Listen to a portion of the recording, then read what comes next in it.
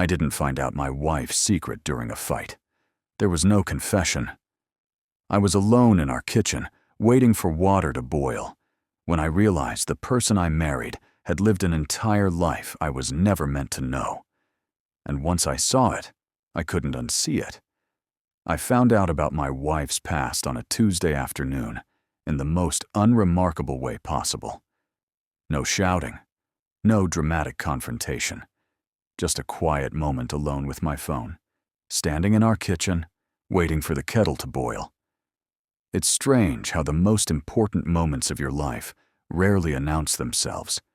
They slip in disguised as ordinary, and by the time you realize what they are, everything you thought was solid has already shifted. Before that day, I would have described my marriage as stable. Not perfect, not cinematic, but real. We had routines, inside jokes, a shared understanding of silence. We had been together long enough to stop performing for each other. I trusted her in the way you trust gravity, not because you think about it, but because it's always been there. Our life was built from small, dependable things. Morning coffee at the same time every day. Grocery lists stuck to the fridge. Arguments that resolved quietly. Plans that assumed a shared future without ever needing to say it out loud.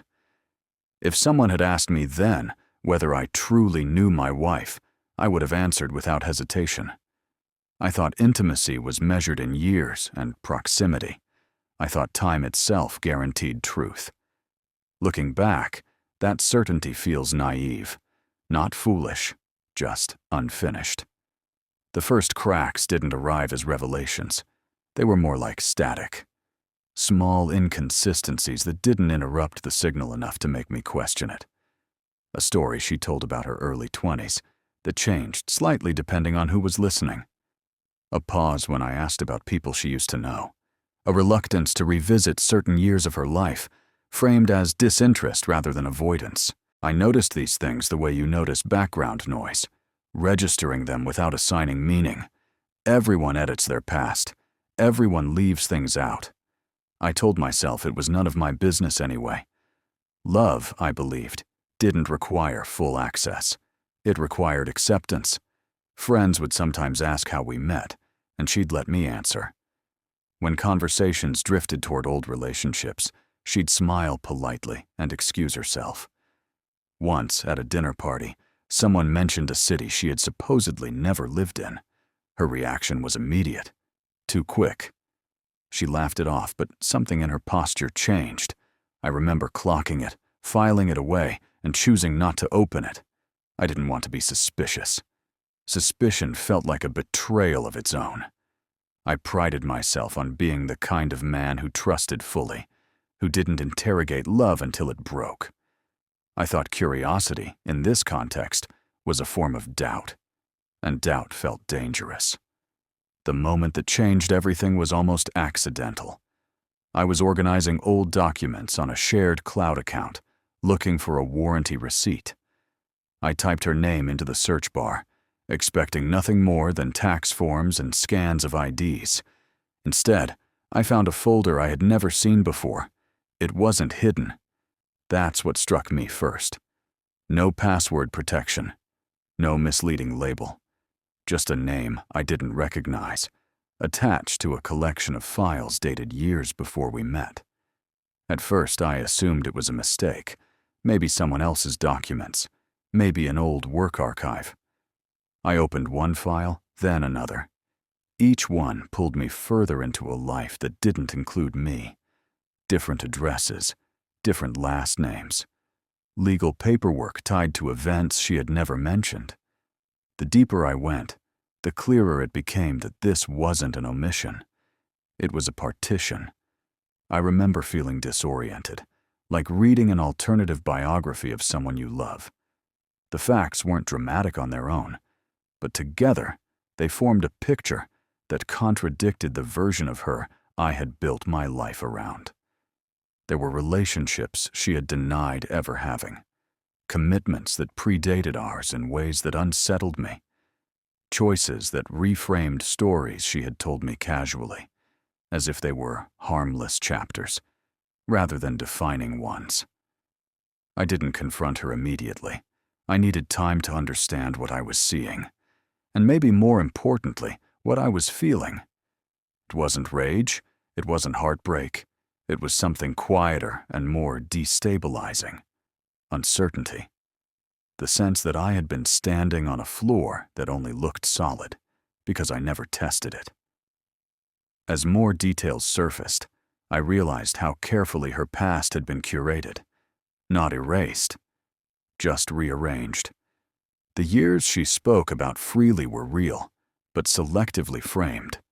The gaps were intentional, the silences strategic. I started to question not just the content of her stories, but the purpose behind them. I replayed conversations in my head, searching for moments where truth might have slipped through.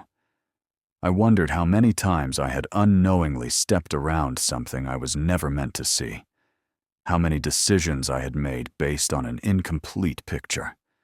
The idea that my consent to this life, this marriage, had been formed without full information left me feeling exposed. When I finally spoke to her, it wasn't dramatic. I didn't raise my voice. I didn't accuse. I told her what I had found and asked her to explain it. The room felt smaller while I waited for her response. Her first instinct was denial, not of the facts, but of their importance.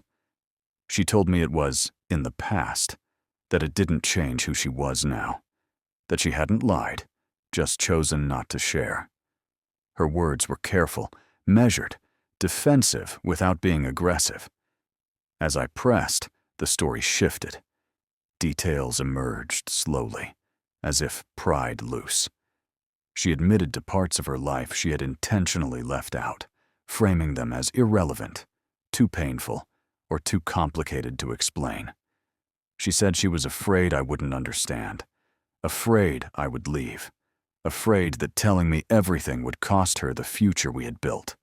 I listened, and I believed her fear was real, but so was my sense of betrayal. What hurt most wasn't any single fact. It was the realization that she had decided, on my behalf, what I was allowed to know.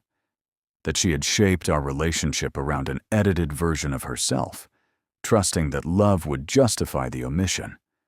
I felt less like a partner and more like an audience. In the days that followed, I struggled to reconcile the woman I loved with the person whose past I was now piecing together. I oscillated between empathy and resentment, between understanding why she hid and anger that she did. Sleep became fragmented. My thoughts circled the same questions without resolution. Was intimacy possible without full disclosure?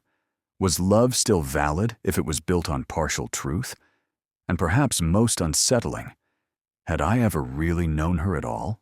I started questioning my own identity within the marriage. Who was I, if the foundation I believed we shared wasn't entirely real? Masculinity, trust, partnership, concepts I had never interrogated before, suddenly felt fragile. I realized how much of my self-image was tied to the idea of being chosen honestly. She wanted to move forward, to focus on the present, to rebuild without reopening old wounds. I understood the impulse, but healing requires acknowledgement, and acknowledgement requires truth. I wasn't sure she could offer that without unraveling herself, and I wasn't sure I could stay without it. The decision I eventually made didn't come with clarity or peace. It came with exhaustion. I chose distance, space to think without being influenced by her narrative or my longing to preserve what we had. It wasn't a punishment. It was self-preservation. Today, I still don't have clean answers. I don't know if love can survive withheld truth, or if some relationships are only possible in the absence of full honesty. What I do know is this: intimacy isn't built from time alone. It's built from consent, informed, ongoing, mutual. If you're reading this and suspect there are parts of your partner's past you don't know, ask yourself why. Not why they hid it, but why you might be afraid to ask. Love that depends on silence isn't stability. It's just quiet. And quiet, I've learned, can hide almost anything.